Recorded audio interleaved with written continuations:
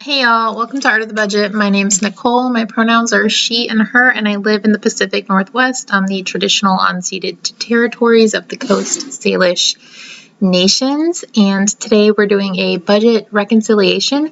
This is for January 2022, and it is currently February 20th, so this is very late coming to you, but I did reconcile my budget in late January or like the very beginning of February.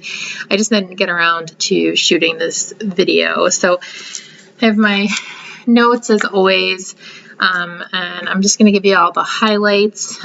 In the midst of February 2022, my budget is kind of a shit show, so I actually was pretty pleased to look back and realize that I had done pretty well in January. I had budgeted for $4,000. I've actually brought in December of 2021 $4,246.78. So I'm a month ahead. I always budget with the money that I earned last month, but because I struggle, I always give myself a flat number and I have a little bit of a cushion. So that helps. And I guess this is kind of why.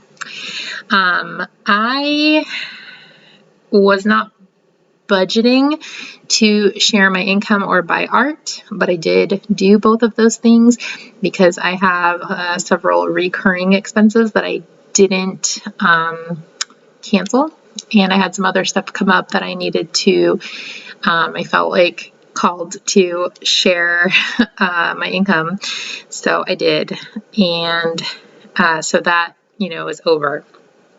That really should have been zero, and it was over $140. I did my usual Roth investment of $500. Despite the fact that I've had to drastically change my budget, one thing that I was really trying to do is to keep my retirement contributions going. And so even though I'm struggling a little, and I personally feel like a little more hemmed in, like I have a little less freedom and money than I did last year, and I legitimately do, but I am still giving my full amount to retirement between my pension, my 457B, and my Roth IRA. So I guess what I'm saying is that I have funds, and if things got desperate or I had like some serious cat health things, I could drop those contributions down and have access to more money. So I guess I'm just trying to comfort myself here. Let's keep going. Groceries, I had planned for $500 and I ended up spending $534.54, so a little over. Same with restaurants, I'd planned for $75, but I was a little over $94. But honestly, that's like barely over for me, I feel like. Kittles, I was just a little bit under. Gas, I was a little under. Entertainment, I was right on. I just basically paid for my Hulu for the year. Auto insurance is the new amount, $151.45.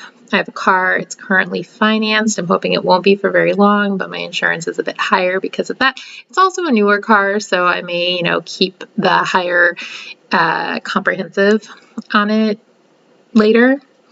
As far as sinking funds, well, I did spend $42.94 out of so these tolls were coming in from December, so I hadn't budgeted anything, but I spent $42.94 out of travel.